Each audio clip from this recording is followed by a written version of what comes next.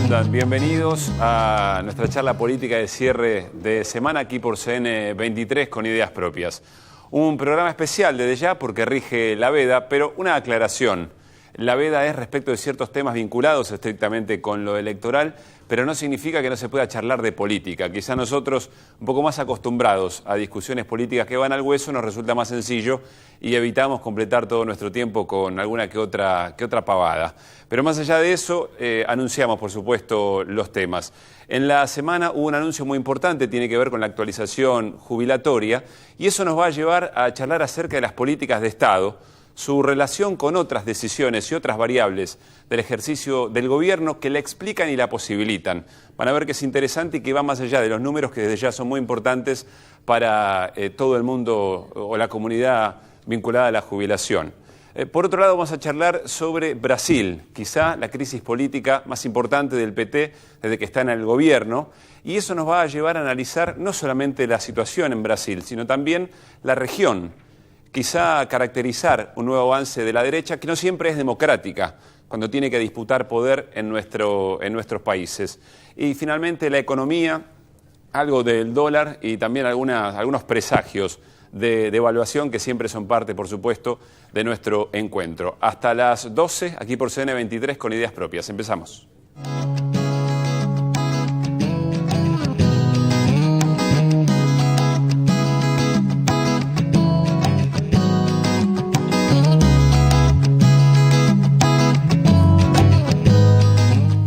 Heller, Junio, Form, ¿qué tal? Buenas noches, ¿cómo están? Buenas noches, ¿cómo Muy bien. vamos? Casi lo agarran para la expulsión, para el jurado de la expulsión. No, por suerte, no. entró bien. De Gran Está muy bien Hermano. informado. De Gran Hermano, sí, está informado. Sí, Muy bien. Estaban Yo esperando a las también ignoro chicas en la todo. puerta del canal. Muy bien, muy bien. Una No es multitud. ningún mérito ignorar todo. No, todo lo vinculado a este programa, todo lo vinculado acá a nuestros vecinos, pero bueno. Bueno, coincidimos en que la veda electoral no implica dejar de hablar de política, que es algo que por lo menos en la jornada de hoy yo vi con abundancia, y miren que hay temas, para desglosar. Vamos a meternos de lleno, los invito a escuchar a la Presidenta de la Nación, en el marco del anuncio del aumento jubilatorio, los propios datos duros los da la Presidenta, y eso, insisto, nos va a llevar a un análisis de la política de Estado que yo creo que viene muy bien para una jornada y un programa como el de hoy. Adelante.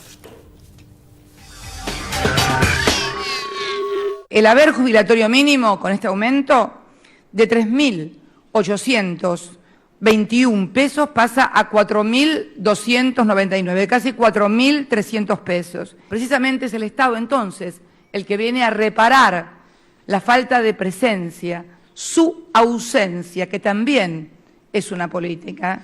Cuando el Estado no está presente, no es que dejó de hacer política, está haciendo política, y tal vez más que nunca, porque le hace en beneficio de los que más tienen y se perjudican los que menos tienen. Eso nunca se lo olviden. El crecimiento de los aportantes, en abril de 2002 había 4,5 millones de aportantes. Hoy tenemos 11 millones casi y medio de aportantes. Quiere decir que tenemos un aumento del 152%, o sea, el mismo sistema se sigue alimentando y generando recursos para seguir otorgando sustentabilidad al sistema. Y también, obviamente, la inversión total del ANSES hoy en PBI representa 10% del PBI. 9.7 del PBI argentino lo financia la ANSES, lo financia el consumo, lo financia la inclusión social.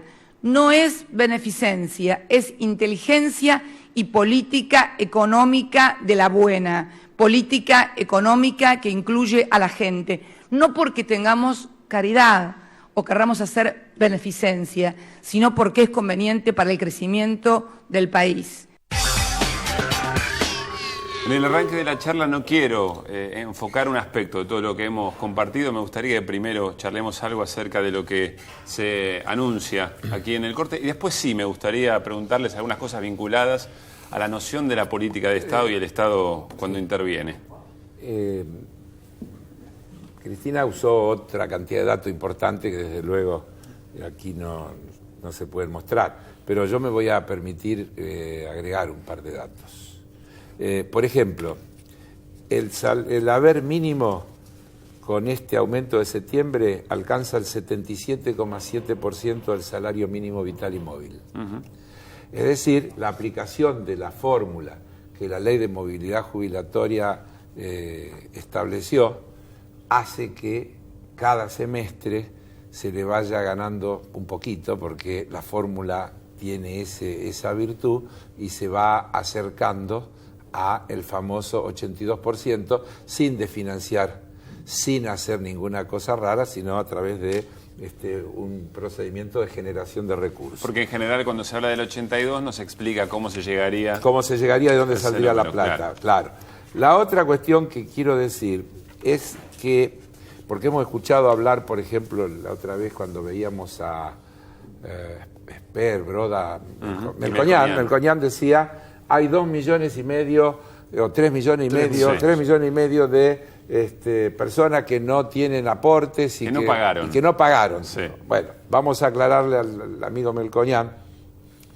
Años promedio con aportes previos de los jubilados por moratoria, 11. Es decir, que el promedio de aportes que tienen todos los que entraron en la moratoria es de 11 años. Mentira que no pagaron. Segundo, al entrar en la moratoria, perciben el haber jubilatorio y pagan. Por ejemplo, con la nueva movilidad pagan 640 pesos. ¿Se le descuenta? Así del propio pago. Es decir, lo que hay es un sistema virtuoso, políticas públicas de la buena, que permite que la gente que por distintas razones no pudo completar sus aportes ingrese al beneficio previsional, que no es solo cobrar la remuneración, es también los servicios sociales, todo lo que significa pasar a ser un beneficiario del servicio previsional y cumplir su deuda con el sistema, que es solidario, aportando hacia adelante. Así que, digo, dos cositas que quería aclarar. Después la cantidad, el número es espectacular, cuando uno compara 106% de trabajadores aportantes aumentó desde el 2002 a la fecha. Ese número es por sí solo indicador de otra política de la buena, es decir, cuanto más ciudadanía trabaja y cuanto más trabaja en blanco dentro de la ley y aportando. El presidente decía no hay beneficencia, eso es parte de lo que se va... Sí. Pero hay una cuestión de fondo que es la que quizás vos planteabas al inicio, que es el tema del Estado. Nosotros teníamos otro sistema antes de este, no venimos de la nada. En realidad, históricamente habíamos tenido un sistema solidario. Vinieron los tiempos privatistas y fuimos a las administradoras de fondos de jubilación y pensión. Eso expulsó a millones de trabajadores de la jubilación, más allá del negocio que implicaba privado. Vino el Estado. Y al árbol se lo conoce por sus frutos, porque hay un punto donde los debates se zanjan, que es en la realidad. Hoy nosotros tenemos un fondo de sustentabilidad de 550.000 millones de pesos. Tenemos el 97% de las personas en edad de jubilarse, jubiladas, récord del continente seguro, y debe estar cercano al récord mundial. Se incorporaron, de las 3 millones de ciudadanos y ciudadanas que se incorporaron, el 75% son mujeres. En una palabra, para no seguir dando cifras, el Estado es el único que puede jugar un papel de redistribución de la riqueza y después de carácter virtuoso, como decía Carlos, que jamás lo podrían haber prestado los privados, precisamente por su objeto. Edgardo. Por supuesto que esto apunta a fortalecer la inclusión social, que es uno de los ejes de la política de los últimos 12 años. Cada jubilado que tiene un mayor ingreso en el bolsillo vive un poco mejor, come más, come mejor, tiene posibilidad de pasear. Se dice en las estadísticas que aproximadamente 8 de cada 10 familias tienen mínimamente 2 jubilados en su composición. Está muy bien, sí.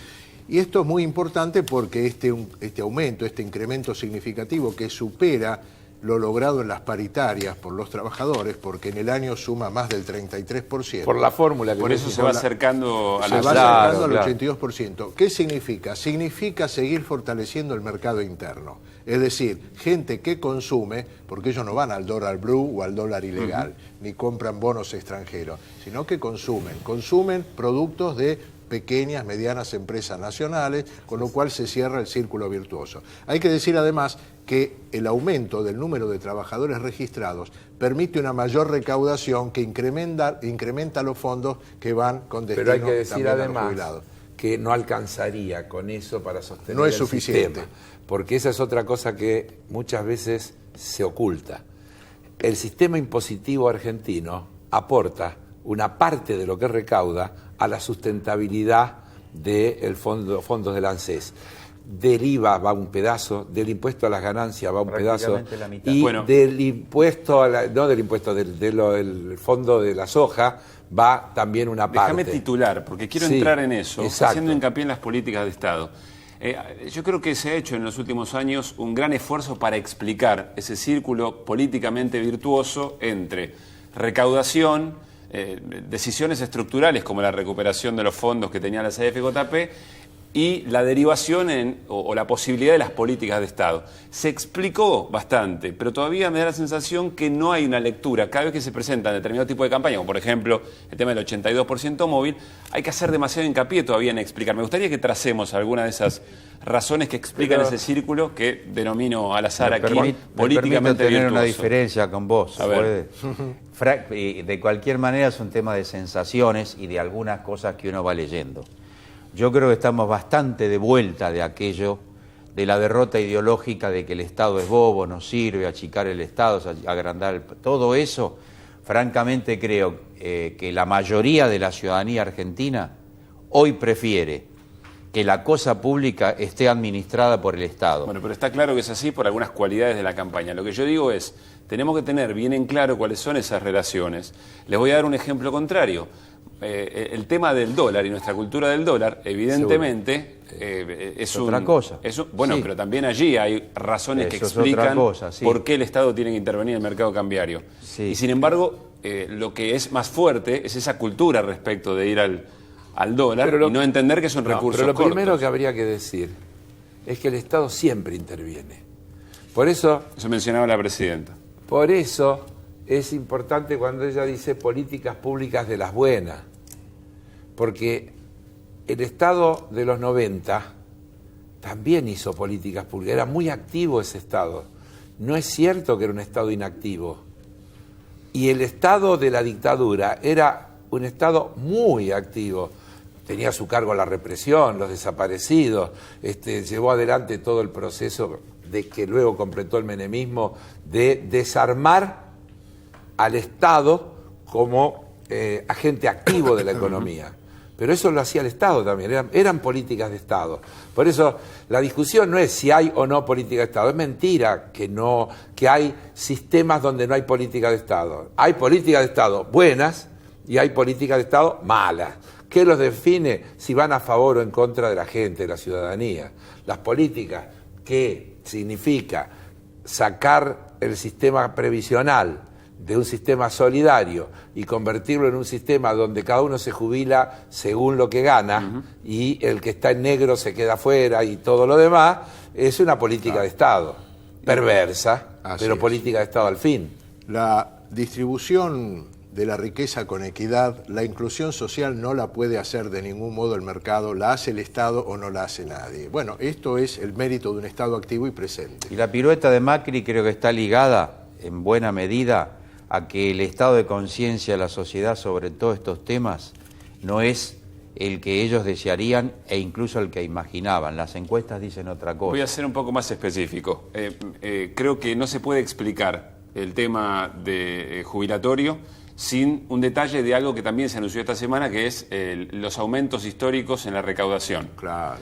¿Y de dónde sale cada uno de esos impuestos? Ahora, seamos sinceros, cuando nosotros, frente a conocidos que ponderan la intervención del Estado de buena manera, digamos, se meten en el tema dólar, lo que te dicen, no, pero yo ahí privilegio la libertad de que nosotros podamos hacer lo que querramos con nuestra plata. Está bien. No hay todavía una conciencia tan fina respecto de que, por ejemplo, los dólares son cortos y hay que ver qué se hace con eso. Como también cuando te toca pagar el impuesto a las ganancias. Por ejemplo, también. Entonces, claro que hay que seguir avanzando. Lo que Juan Carlos está diciendo es que hay un cambio notable de tendencia. Notable. Porque hoy hace unos años, cuando accidente ferroviario, ¿qué decía la gente cuando le ponía el micrófono? Que se haga cargo el Estado de los ferrocarriles. Y así con cada una de las cosas, es decir, esto es lo que cambió. Ahora, todavía el neoliberalismo ha generado, desde luego, pautas culturales que están grabadas en la cultura de mucha gente. Entonces, si vos tenés que entender que cuando pagás el impuesto a las ganancias, estás ayudando que el jubilado gane más, por ahí te duele un poquito menos. Si vos llegaras a entender que la Argentina no emite dólares, porque la maquinita que tenemos nosotros solo emite pesos, no emite dólares, y por lo tanto el dólar es un bien que tiene que venir del comercio exterior o del endeudamiento, y por lo tanto requiere ser administrado, probablemente también pudieras tener una actitud distinta. Pero sobre eso hay que hablar mucho. Cada uno de nosotros en nuestra casa haríamos eso, seríamos racionales con un recurso que escasea, digamos, Así que es. es limitado. Claro. Vos mencionaste la recaudación. La recaudación el último mes volvió 3 meses seguidos, que es un récord histórico, y el último mes también. Y las fuentes principales que explican ese crecimiento son ganancias, seguridad social, IVA.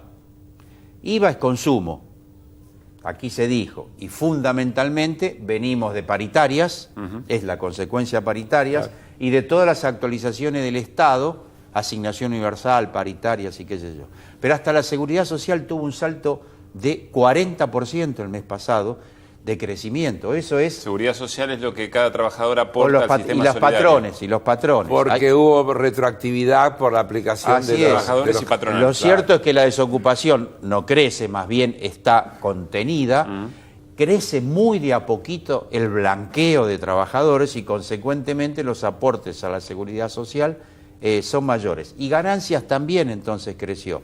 En todo caso, lo que está más en discusión es el tema de los derechos de exportación, precisamente, que crecieron, pero menos que la inflación estimada, y eso es sí por la caída del precio internacional de los granos. Pero, en definitiva, hay un récord de la recaudación. Menciono otra política de Estado que tuvo un impacto concreto. Voy a ver el número bien porque no es un tema que manejo con soltura, pero ustedes sí.